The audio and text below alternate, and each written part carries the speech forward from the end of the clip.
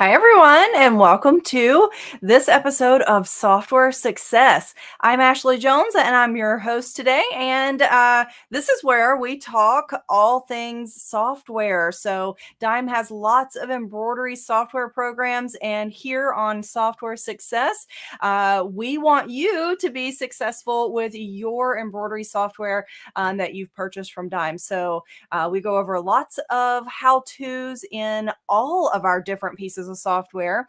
And each time I'm generally showing a different one, but just so you know, if you don't have the actual program that I am demonstrating, then you can always still learn something. There's lots of commonalities amongst our programs, how you select, how you add text, if that's something that's in your software that you have. So we have lots of commonalities, so you can always learn something. And in fact, I see there's already people piping in where and telling what software they have, which is really awesome. I love that. So if you haven't already, tell me over there in the chat where you're watching from. We'll give just a few more minutes for more people to join so that maybe they don't miss the beginning, and then we'll jump right into our program for today.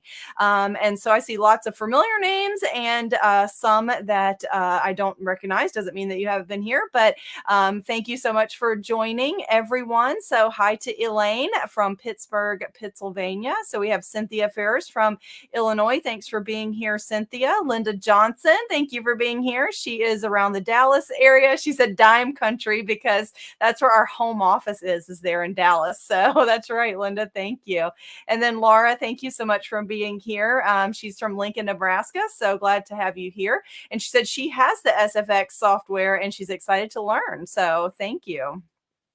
Carolyn Kessler, thanks for being here from Arlington, Texas, also right around the Dallas area. So good to see you as well. So Palma from Gresham, Oregon, thanks for being here. Patricia Hale from the Adirondacks. So I love the Adirondacks, beautiful, especially in the fall when the leaves are all changing. So Marianne, thanks for being here. So she is a Dime supporter for sure. And Patricia says she has FX and she loves it and she can't wait to learn about it. So that's great. You are going to see lots today. We're going to start from the beginning for those of you that do have it so that you can get some tips along the way for making these special effects that we're going to be talking about. So my friend Eileen, and thanks for joining. She said she had a lovely cross-country road trip, so it's good to be home. So thank you for joining today. Good to see you as well. So Gay Campbell, thanks for being here, Gay. Good to see you.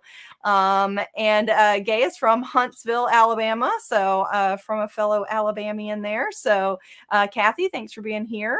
Harriet Ann Palmer, so glad to have you here.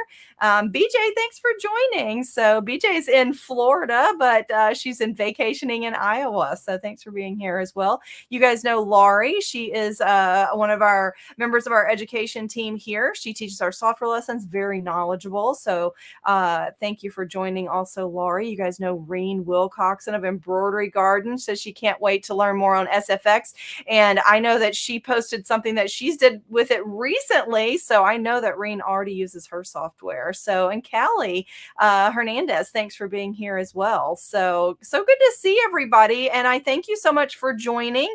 I recognize lots of names. And so I know that you guys have a variety of different pieces of software. So if you haven't, hey, Kathy, thank you for joining. So Kathy, another frequent flyer here. So if you don't have this particular program, like I said, you're going to see what it will do, which will maybe then help you determine if it's something that you might want to have in your group of software.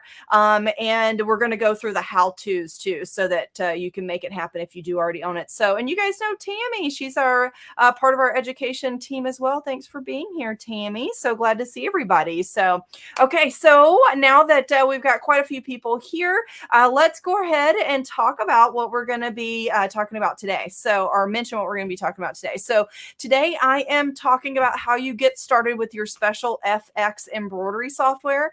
And when you see SpecialFX, that is a term that you may have seen like in movies where they're making special effects.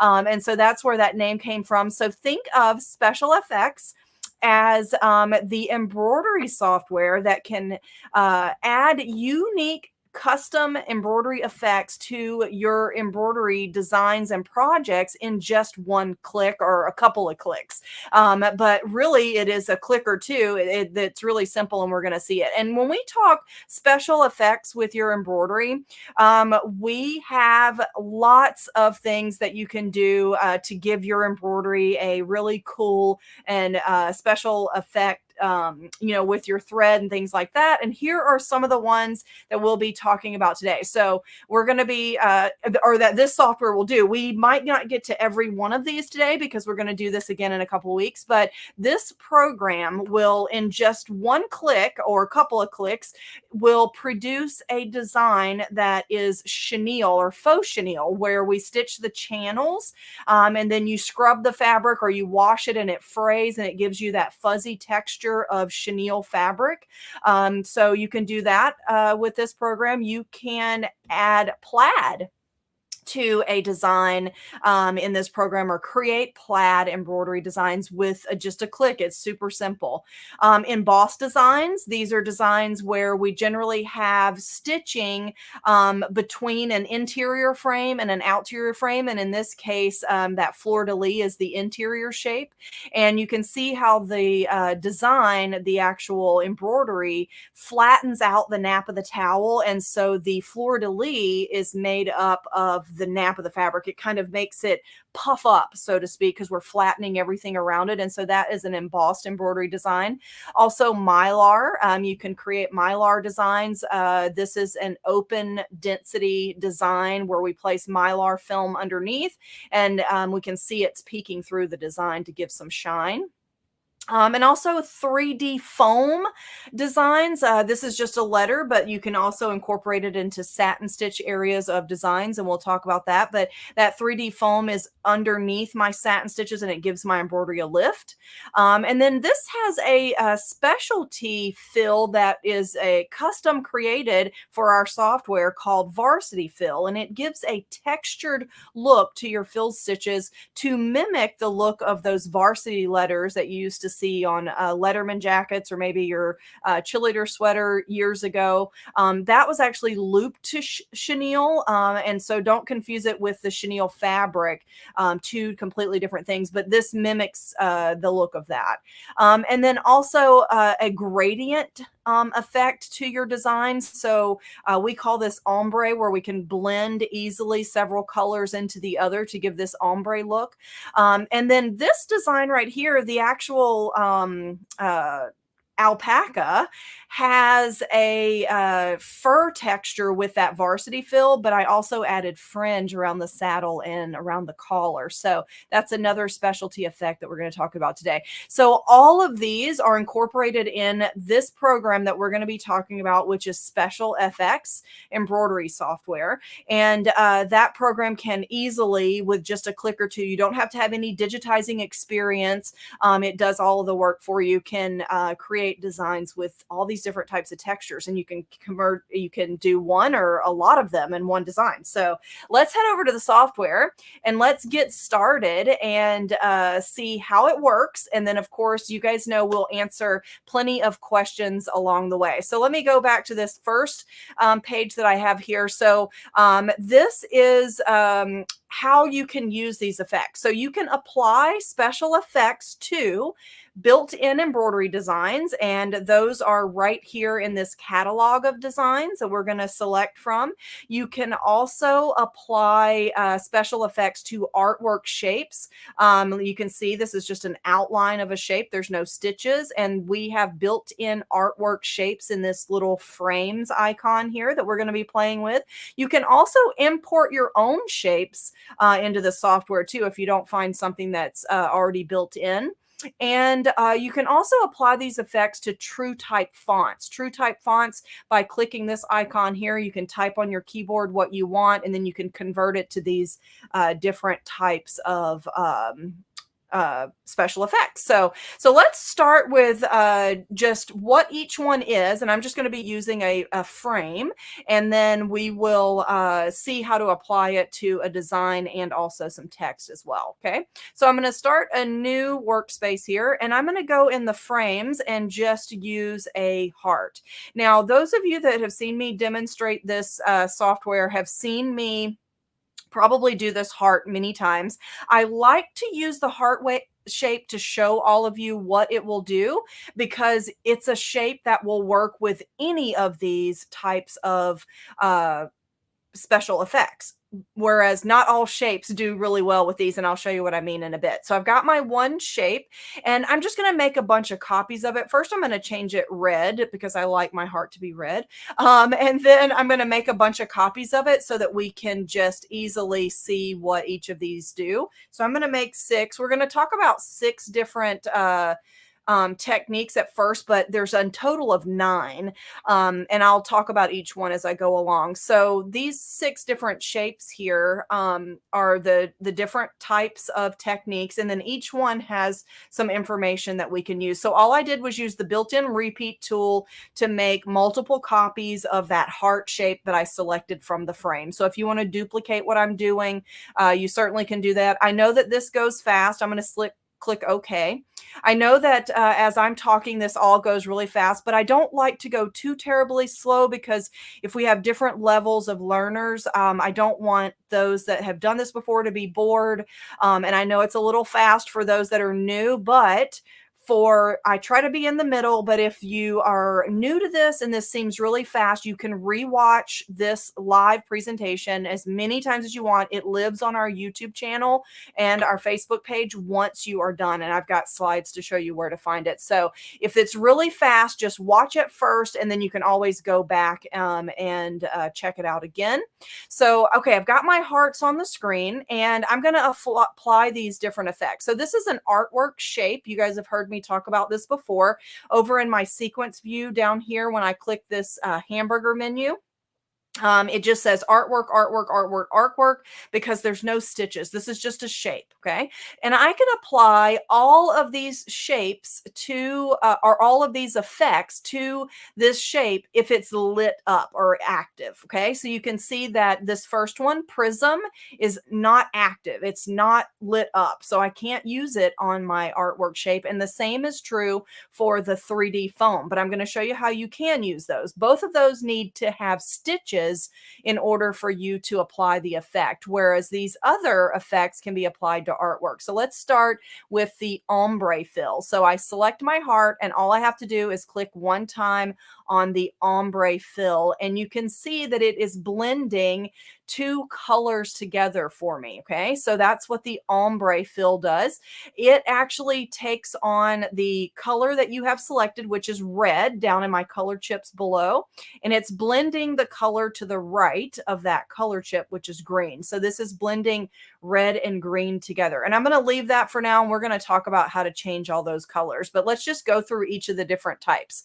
So an ombre fill is a fill stitch, and it blends 2 colors together. These are your regular embroidery threads. And you can see as we watch our slow redraw, which is our stitch simulator, it starts to open up this density, or make it a little less dense. And then this green portion is less dense here, and it gets more dense as we go along. So you'll have a full coverage fill stitch, but it's just blending 2 colors together. Okay, so that's what the ombre does. And there's many different things that you can do with it, and we're going to see lots of things. Now, with this second heart, I'm going to do the varsity fill. So I've got my heart selected. I just click one time on varsity fill, and it does all of the work for me. Now, I'm going to zoom into this so we can talk about this particular type of fill.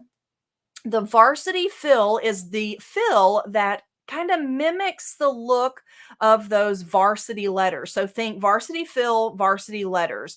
And it actually creates a fill that has a specialty textured stitch that stitches randomly over top of the base stitching to give you that texture. Now that is a pretty dense fill on that. So whenever you are stitching it out, we can talk more about that later, but you might need a little bit more stabilizer. You can add an extra layer of, say, a tearaway, and that might help. But it is a more dense design, whereas this design here is really no more dense than your regular fill because it's blending the two halves together. Okay, so now that's the ombre and varsity fill. And so now let's select our next heart, and we're going to go to the fringe shape. You have two options for fringe. Fringe tool means that you can click it and you can select any of these built-in fringe objects and then click on the screen and it will add them to your workspace. Okay, so I'm going to undo those for now,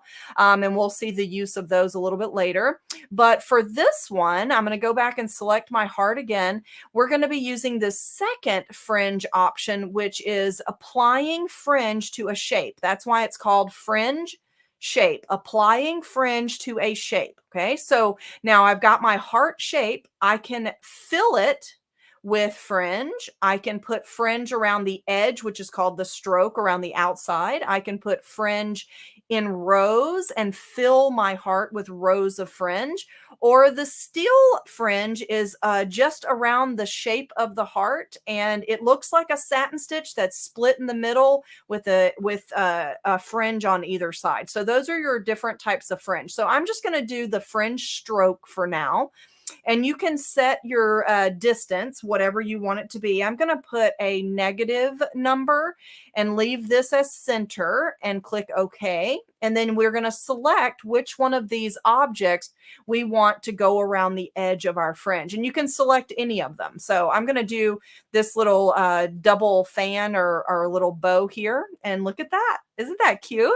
And so each of these little objects are fringe objects. So fringe is usually a long satin stitch that you then will cut the bobbin once you're done stitching it to make the thread fringe. I'm going to skip ahead so you can see. It stitches out each one of these little elements, and that little part in the center is what we call an anchoring stitch, so that the fringe so the thread can be fringed and does not pull out of your project. So that anchoring stitch, after we cut our bobbin thread, is going to hold all of that together. So that is the fringe shape, and we can have different shapes, and we'll go over that again in a little more detail. So that is the fringe object. Now I'm going to select my heart and click on the plaid option, and plaid just asks me a question. It says, what do I want my outline to be? Do you want your outline to be a run stitch? Do you want no outline? Do you want it to be a steel stitch, which is a satin stitch? I'm going to choose a bean, which is a triple run stitch, and click OK, and it fills my heart with plaid. Isn't that easy?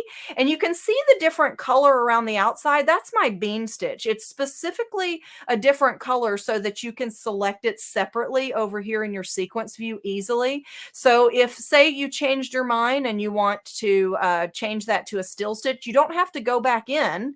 You can just simply select that run stitch here, and then just click on the steel, convert to steel icon, and it will change that to a steel stitch. And a steel stitch is a satin stitch. Sorry, I was just changing the color, so I want to do a right mouse click to change that color.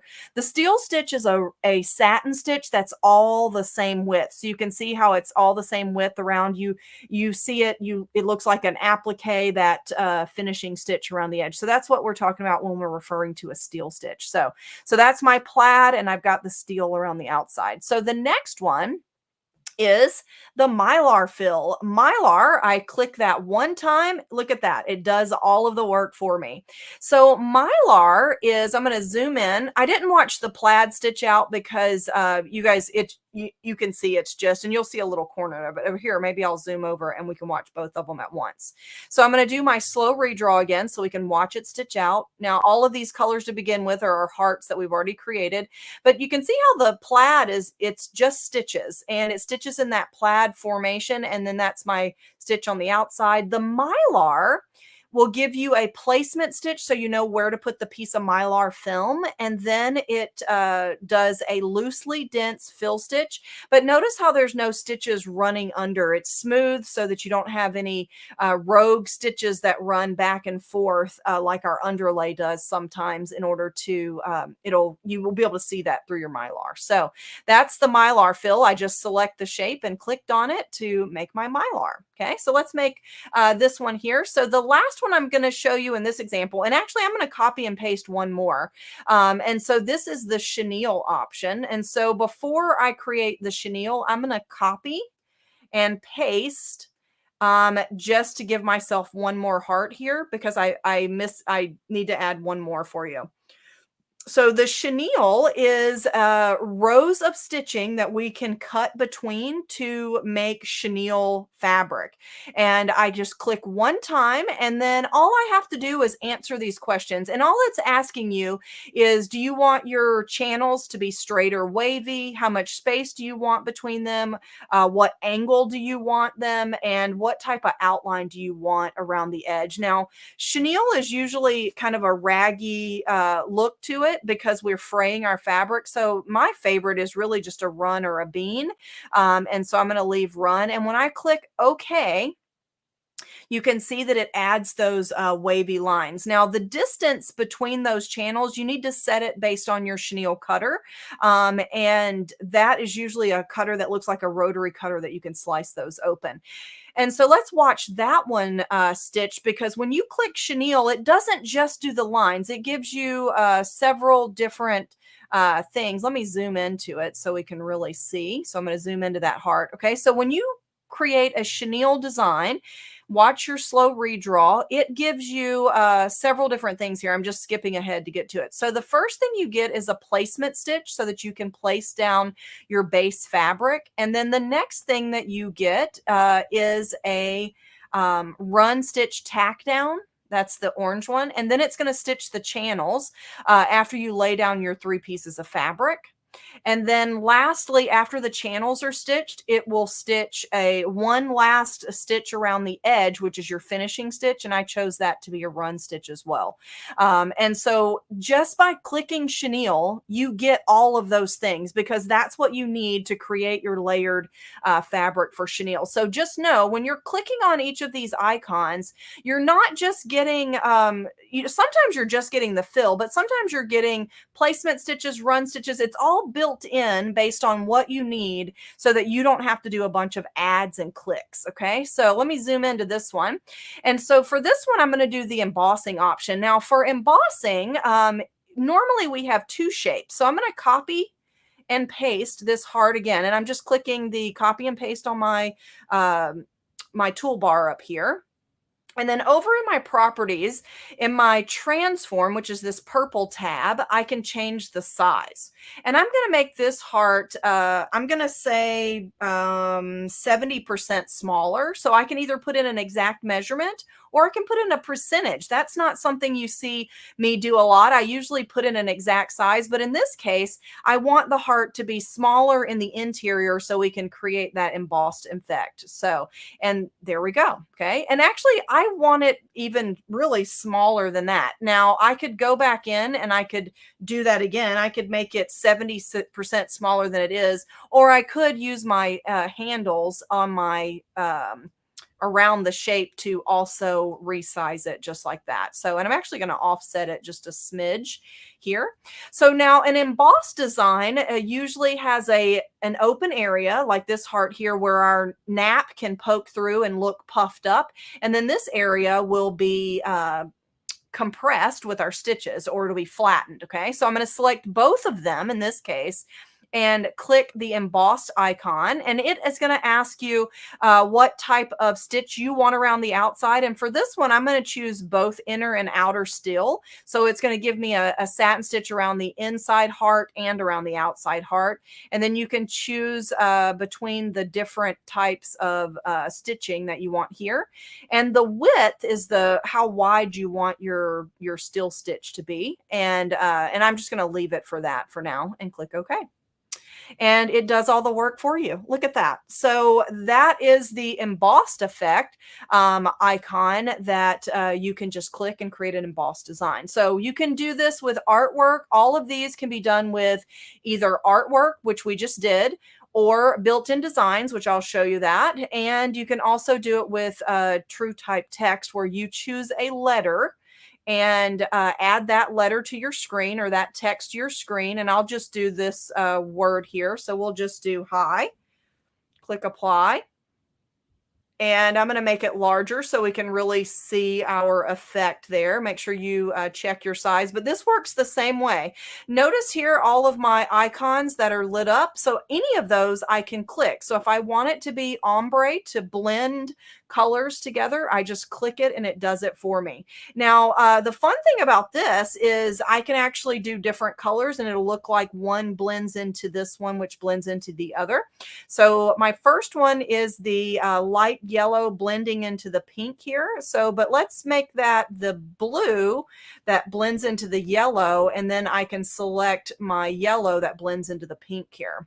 And I really don't love those colors together, so I probably would choose something completely different. So, but the blending, the ombre option, it takes on the first color that you select and it blends the second color. So in this case here, if I right mouse click on number 8, it blends color number 8 and color number 9 together. So if I don't want to blend purple and blue, all I have to do is left click on the color that I want to change, and I could change that. And now it's blending a pink into a blue there because I changed the color chip color. Okay. Now that I've created this, I do not recommend just automatically going down the line to click into these different.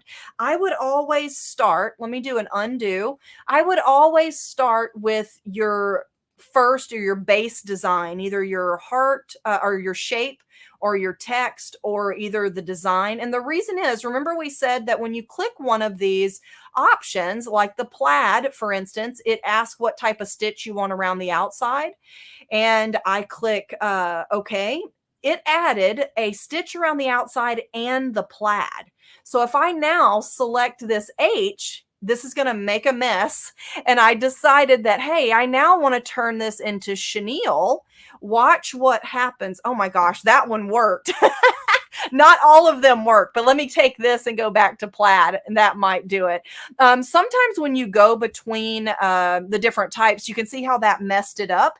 And it's because there's so many different stitches based on which one you chose. So the chenille has a placement, a tack down, and a finishing stitch, and the channels. The plaid, I chose an outside run stitch and the plaid. So when you are going from design, it's taking all of those. In this case, it's taking all of my run stitches and my lines and trying to convert those to plaid. So that's why I recommend, whenever you're ready to try a different one, either start with your original artwork, shape or text, or either the design that you started with. And we'll see how to use the design in just a bit, but select your text and then you can just click to add that shape, and then just do your undo key if you want to try another one. Okay. So that is a really good start. But now that we have all of these hearts, look, now my prism option is illuminated.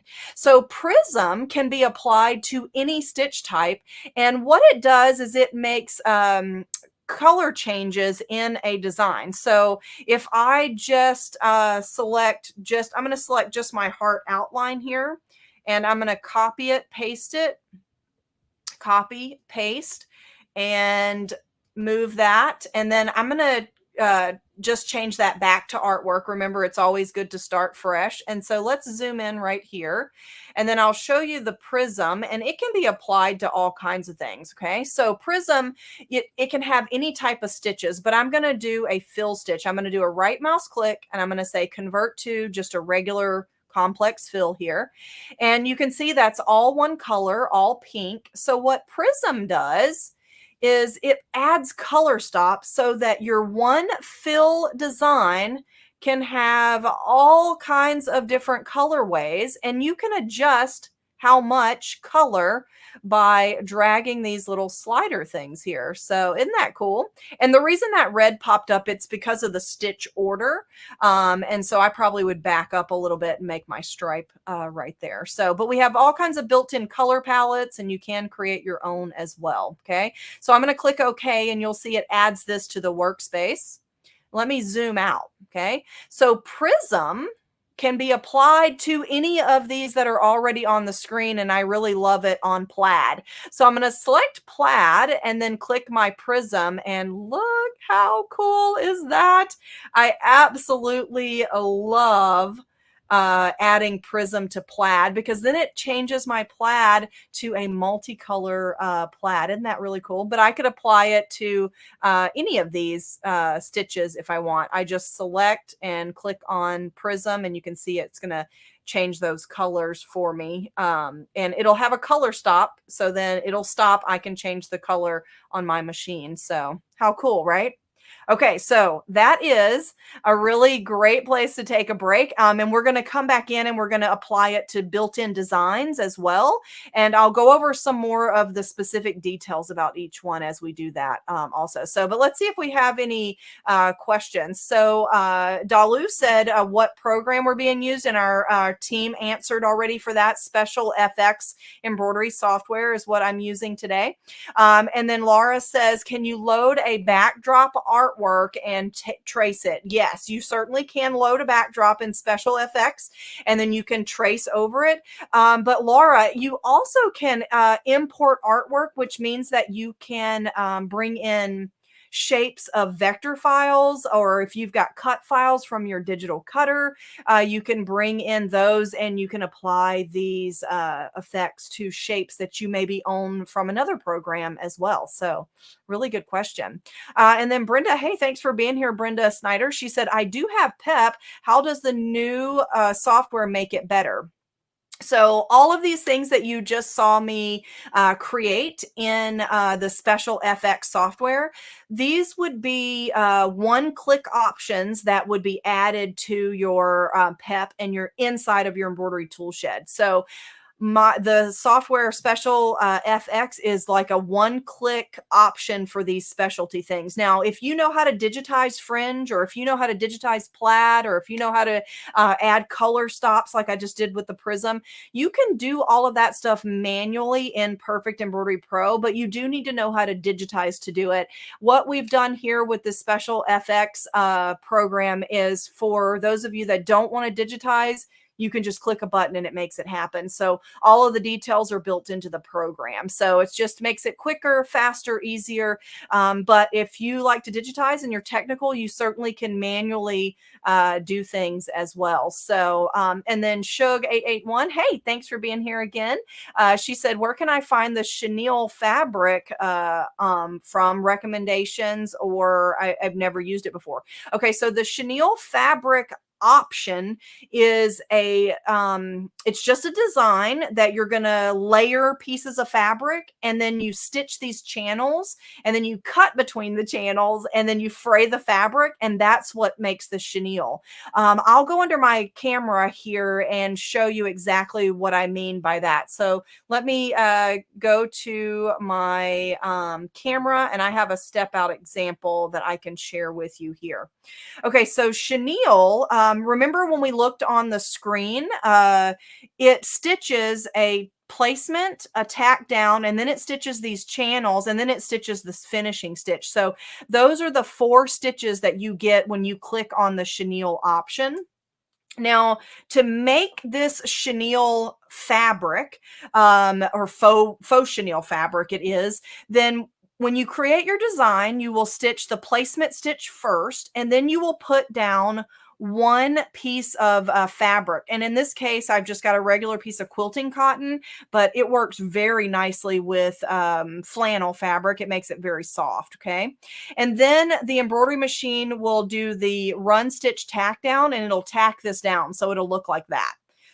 After this, I'm gonna place down 3 more layers. You could do 4 if you want. I've done 4, but I think 3 is more than enough. So I put 3 down of the same fabric, and then it stitches these channels that you see here. And these channels are a specific width based on the guide of your chenille cutter, or you could just stick your scissors in there and cut those open if you're just doing a small chenille design.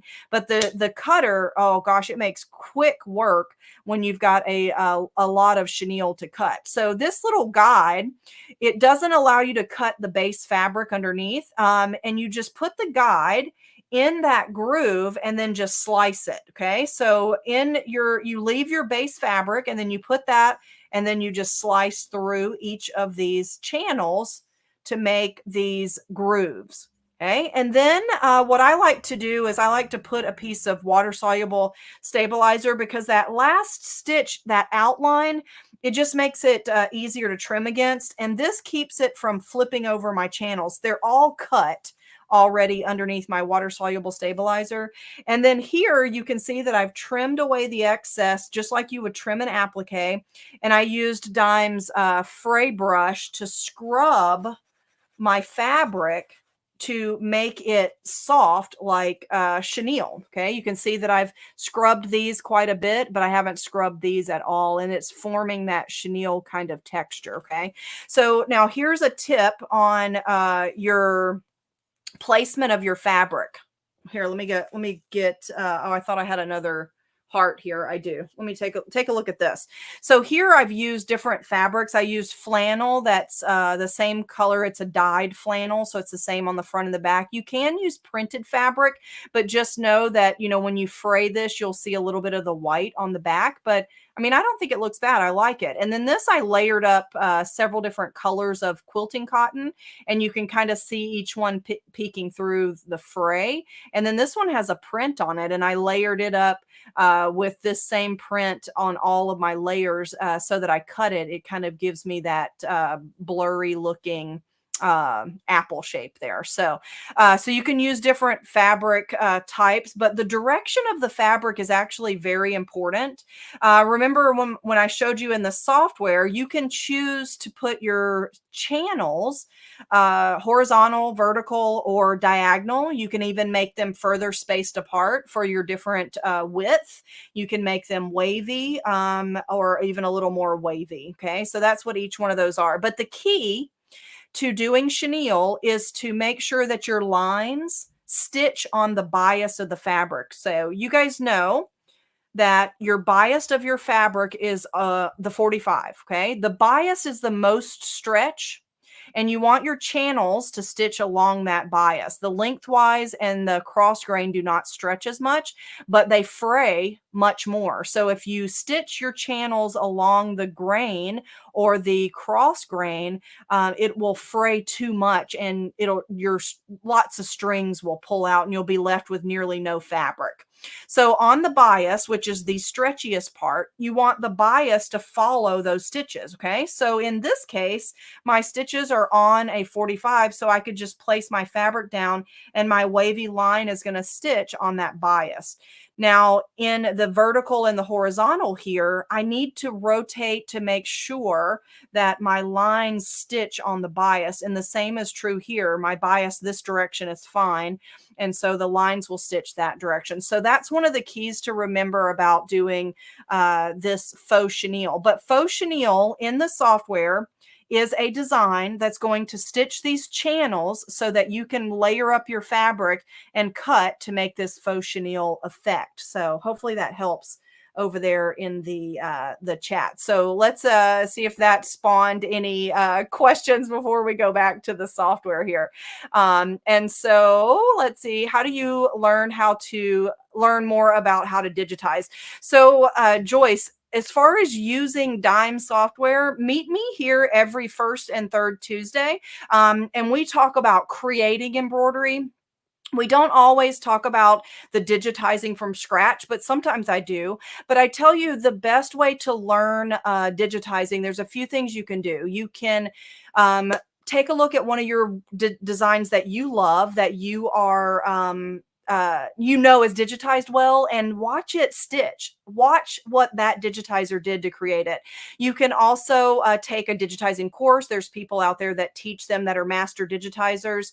But also you can create in your software and then do a test stitch on different types of fabrics, watching what happens to your stitching and the design as you stitch. And that's another great way to really learn to digitize and create your own designs, is learning what the thread does to the fabric. What happens when I stitch this design? How does it react? How do the two react together is really the key to being a good digitizer. But there's many courses. We talk about a lot about using our software. I wouldn't say I'm a master digitizer. I'm more of a, I know how to create it, but I still need to do testing to make sure it is actually doing what I need it to do. And then I will make adjustments as necessary. So, and then Cynthia says, do you cut through all layers of fabric? So that first layer, Cynthia, the base layer, does not get cut.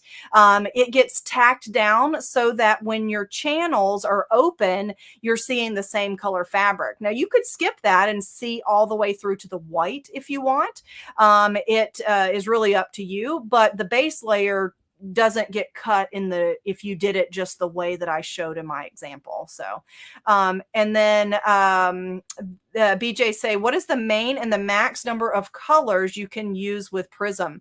Ooh, BJ, that's pretty technical. I don't think I've reached the max number of colors that you can use in Prism. I don't know. I haven't reached a max, so I don't know what the limitation is. I'd say just create as many as you want, and maybe you'll know if you get there. So, and then, and the same question, she just put her question mark so I could pick it out. So thank you so much for that. So, and then Mickey says, are the built-in designs different than what you get in Word Art and Stitches and Toolshed? I have Word Art and Stitches, Cut and Stitch, and the Toolshed, of course. Yes, they are. So each one of our dime programs, generally, whenever the program is developed, new designs are added.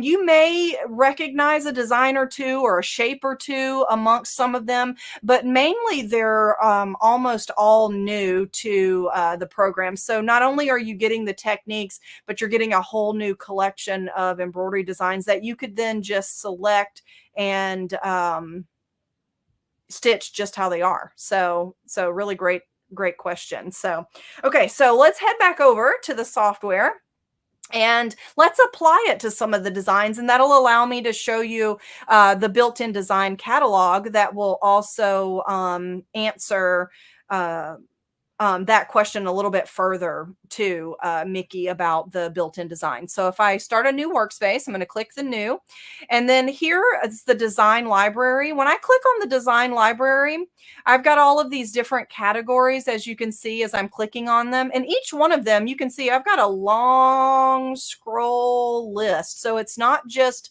the ones you see on the screen. I can scroll down and there's just tons of options for built-in designs. And each one of these categories has tons of designs. Now, these designs that are built in, you could select this design. Let me find one that has no special effects added to it. I love all those borders. So like this cactus design here. So if I choose this cactus design, this is just a regular embroidery design. I do not have to make any changes. I could save this and stitch it just like it is. But it is in this software so that we can do changes to it if we want. And so here's what I might do to this one. So this design is grouped together. So I'm going to ungroup it. And instead of these pink flowers, which are stitched regular satin stitches, I'm going to delete them. I'm going to click on my sequence view here and just press the delete on my keyboard. Now that shape that you see remaining is an outline that we have built into this design that's actually helpful in other ways that we'll talk about. But for now, I'm just going to delete it because it's just an artwork outline. So now instead of those pink flowers that are regular embroidery, I'm going to click, remember I told you this fringe tool will allow me to select one of these fringe shapes, and then I can apply it to my design, and I'm just clicking on the screen and then dragging my cursor to kind of straighten it out. And we can move it into place once we get done. And then I'm going to select all of those and I'm going to change that pink. Okay. And now I'm going to select each one and just slide it right to the edge of my cactus. So now instead of all regular embroidery stitches, these are fringe shapes. Now, how cool is that, right? Okay, so I love that. I love being able to just add a touch. So now I didn't add all of these effects everywhere. I just added a little touch, okay? But if you want to do something else to this design, so this cactus, for instance, if I wanted to change that maybe to the varsity fill to give it a little more texture, the easiest way to do that is use your filtered icon. So this is my filter icon on my toolbar. If you are using your software in another program, say you're using Perfect Embroidery Pro in SpecialFX, you can right mouse click over here in your sequence, and under view, you can also choose filter here. Okay. But when you click filter, and then I'm going to click none and just select complex fill and click OK. And now that leaves me with nothing but complex fill, so I can select everything and just click one time to turn that into that varsity fill. And then I'm going to click my filter again and just say okay, because it's turning them all back on. Okay, just like that. So each of these types of stitching can be applied to fill stitches, except for the 3D foam. You need it to be applied to satin. And here's a clue. If you hover over any of these icons, it says ombre fill, varsity fill, fringe shape. It can be applied to an artwork shape. Plaid fill. So by seeing the word fill gives you a clue that it can be applied to a fill stitch, but it can also be applied to the artwork as well. Okay, so there is using a built-in design. So now let me go to a another design, and let's create a one that has a combination of different types of stitching. So something else I want to point out about the design catalog, as you're scrolling down through here, some of these designs have the specialty technique already incorporated. See how this one says Floral 12 foam? It already has foam in that, an area that is for foam in that design. If I go to the food and drink, you can see that apple plaid, and you can visibly see that that's plaid. But the beat here has mylar, and so the specialty techniques, some of them are already applied. Now, does that mean that you have to stick with that type? No. Whenever you select the design, again, you can choose your filter option, select none, and then only put a check mark next to complex fill and okay. And then there's my two complex fill areas, and I can select this, and maybe I now want this one to be plaid instead of mylar. And maybe I want this one to be mylar instead of plaid. So we basically just did a swap with those built-in designs. Now that I'm here, let's talk about plaid, okay? So once you have plaid on the screen, you can make changes. So over here in my properties area, I can make plaid diagonal. I can also choose diamond and diamond 2, which makes it just a little bit sharper of an angle. I can change the width of my plaid. So if I say 5, you can see that it's much skinnier. And then I can also put it closer together. So I'm going to say 2 millimeters for my spacing, and I put it much closer together. So isn't that cool? You can also have multicolored plaid. I'm going to change my spacing back so we can see it a little bit better. Multicolored plaid, when I click apply, right now it is using the orange and the red down here, but I'm going to choose 2 colors that are completely different so you can see them. So if I click on my orange with my right mouse click, it's going to choose to use orange and yellow. So I'm going to do right mouse click, and then you can see those 2 colors blended a lot better. If we right mouse click on the orange again, it's blending the orange and the red here, which is not as much variation. So I just wanted to show you the difference. You can also have these checked, the diagonal and the border. And let me zoom in and I'll show you what these do here. So do you see your plaid stitching? If I click diagonal, instead of running side to side, it changes the stitching to that diagonal stitching. And then I'm going to uncheck that and click apply. And then this border option puts the border around the edge. So if you want to run stitch border to make your plaid a little more closed in, you can add that border there. So isn't that cool? And then if I go back to my filter and just say, okay, it'll turn everything back on. Look at that. Isn't that cool? Awesome, right? Okay, so plaid and so we did that. Now we're not going to get to all of them because we're almost out of time, but next time in 2 weeks, I'll be doing this again. But certainly you could also apply prism to this. I'm in love with the prism and plaid. Isn't that super cool?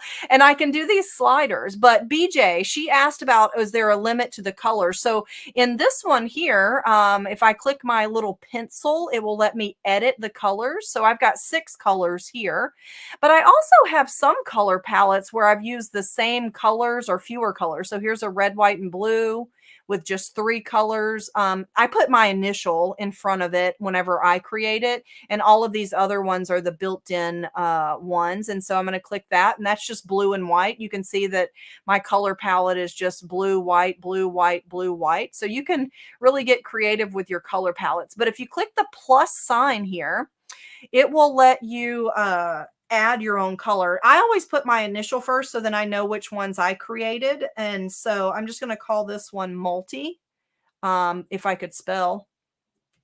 There we go. And then you just click the add option, choose your color. And you can click minus and you can change the order here, but here I'm just going to click add and choose some different colors here. And so maybe a yellow, maybe a purple, and then just keep adding however many you want to add. It's up to you. Maybe we want another green. Maybe we want another blue. So add as many as you want and then click OK. And now I've got this color palette that says AJ Multi that I can choose from my list. Okay. So you can add your own custom palettes to create those color changes. So isn't that awesome? Oh my gosh, I just love that. I'm addicted to prism and plaid at the moment. So, and I clicked cancel. That's why I didn't go back. So if we go back in here, I'm going to choose my multi one. You can see it remembers it. I click OK, and there's my colorful beat. So isn't that awesome? Okay, so now before we do go, let me show you one more thing because the foam is the one option that you have to apply to a satin stitch or a steel stitch. So I'm going to do a new page here, and then let's click on our little catalog, and we could look for something that is a satin stitch in here to apply that to, or you could also create a steel stitch if you want to. So let me look for something that would be good to apply it to. Oh, I know. Let me go back to my animals here and this dragonfly. So do you see how all of these satin stitches here, you could apply the foam to that. So notice when I ungroup this, so ungroup, and I click on one of these satin, then my 3D foam becomes illuminated. And I'm going to select this one and I'm going to click on the foam. And I want you to notice the difference in the stitching because it does. There is a specific way to digitize for foam. You need end caps and you need a certain density. And you can see that it made those changes for me. Now, I could also use my filter here for foam. Foam can be applied to a steel stitch, a satin stitch. Steel stitch is just a satin stitch that's the same width, and the not complex fill, but the applique. So applique, steel, or satin, you could apply a 3D foam to. So when I just check those 3 and I click OK, but this design has almost all satin stitches, so you can see that it did not do much to filter out. So I can then just select the areas. And if you want to apply it to all of them, you certainly can. I would say a word of caution in areas where it's tiny. So look how small the eyes and the nose and everything are. Um, it's going to be so narrow that you can stitch it over foam, but it's not going to really give you any loft. You won't notice it. It'll just flatten out the foam. So a little bit more width will make it more noticeable in your foam. Okay, so you can just select that area and click the foam option, and you can see it change that one as well. So like these little tiny areas, you probably wouldn't even get the foam effect because it'll just flatten it out. So yeah, so that is using the foam. It's the one that needs satin, steel, or applique. All of the rest you can do with a true type text, a shape, or the built-in design. And the prism you can actually do to anything, any kind of design for the prism. So, okay, so let's see if we have any questions before we are done. So I see we've got one from Sandra. She said, can you add a plaid on top of mylar? You absolutely can, but mylar, you'll need that stitching to hold it down. So if you put plaid, you either need to make sure that you put your plaid close together so that you don't have large open areas, because mylar, it rips away from your stitches. So if your plaid is really open between your plaid columns, then your mylar could rip out between there. Now, that actually might be kind of cute. If your plaid, if the mylar was ripped out into the open areas and it was just left under the rows of plaid, that would be cute, but just know what you're getting into. Don't think that it's going to stay there. So you might want to make your plaid closer together so that your mylar doesn't have like a big open space in it. So, and hopefully that makes sense. So I was just looking, I don't see any other questions that we didn't answer already. So, so I just wanted to share with you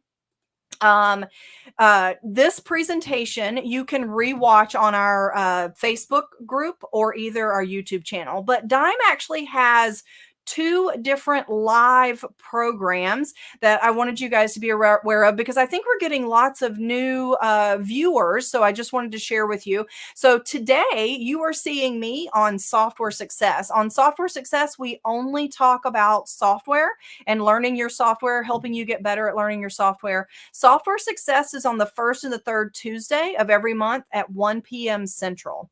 Between Friends is usually hosted by Eileen, sometimes me, and sometimes we have other guest hosts as well. But Between Friends Live is every Thursday at 1 p.m. Central, also on our YouTube and Facebook channel.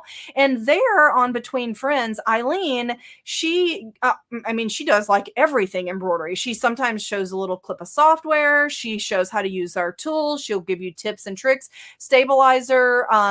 She just does it all on Between Friends. So make sure you're checking her out there each week on Thursdays. Now, how to watch the replay. I get this question a lot, so I wanted to share this with you. If you go to our YouTube channel, Designs in Machine Embroidery, or our Facebook group, Designs in Machine Embroidery, and you can see these replay of these live, either Between Friends or Software Success Live. So check out both of them. If you go to YouTube or Facebook and you search Designs in Machine Embroidery, it'll get you to our page, and you'll recognize our Dime logo, but you will search our spelled out name, Designs in Machine Embroidery, to get to it. So you can go there and you can watch the replay of these. Now, to me, the easiest way to watch is on our YouTube channel. So if you do go to YouTube and you search Designs in Machine Embroidery, so this is a picture of our YouTube channel. If you click on the tab across the top there that says playlist, our content manager sorts all of our videos to make them easier for you guys to find.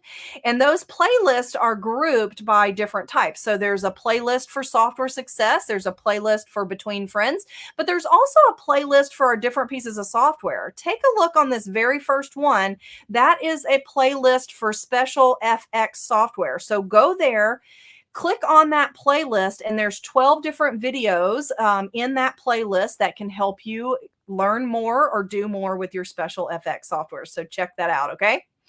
And this Thursday, so I'm going to start trying to remember to tell you what Eileen is up to on Thursdays. So this Thursday on Between Friends, check out Eileen. She is going to give you tips on doing machine maintenance, which, even though it's not our most fun topic, it's definitely a necessity, right? So check her out. That's this Thursday, August the 8th, Between Friends. So join her on our Facebook or our YouTube channel for that live presentation, 1 p.m. Central. And then in 2 weeks from now, on August the 20th, I will see you again. And I'm going to do SpecialFX software again. And I'm going to go into more depth. I'm going to talk about bringing in a design that you already own and applying SpecialFX to it.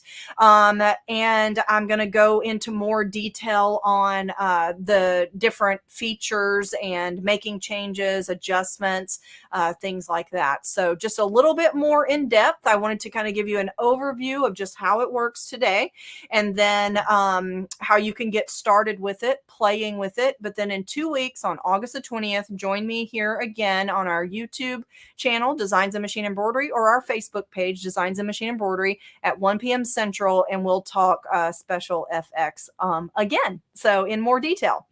And if you do not have SpecialFX or another dime software and you're interested in purchasing, we always have really great deals on our website, but I urge you, please check out your local dealer. Your local dealer can give you a great special on our programs. The other nice thing about getting from a local dealer is that you have someone in person to go to ask questions. Our local dealers that support our dime software and product are authorized retailers, and they do know how to teach our products and how everything works. So support your local dealer if you can. If you don't have a local dealer, then you're certainly welcome to go to our page, dzgns.com, and we do have our software listed over there. So the Special Embroidery SpecialFX program is $574.96, and it is standalone. You don't need any other software program to make it work, and you can see lots of fun things that we did with it today, right? Okay, so that's all I have for you guys for this episode. I will see you back here in a couple of weeks. So until then, I can't wait to see what you guys are creating. So post that over on social media, and I'd love to see what you guys are creating with your software. So until next time, bye for now.